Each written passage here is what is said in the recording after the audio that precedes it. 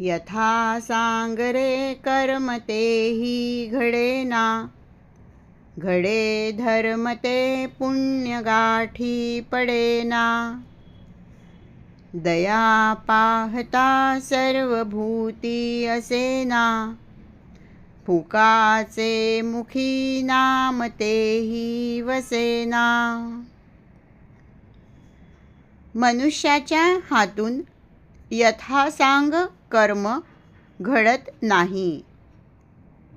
जे घडते त्यात उणीवा राहिल्यामुळे त्याचे पुण्यही पदरी पडत नाही.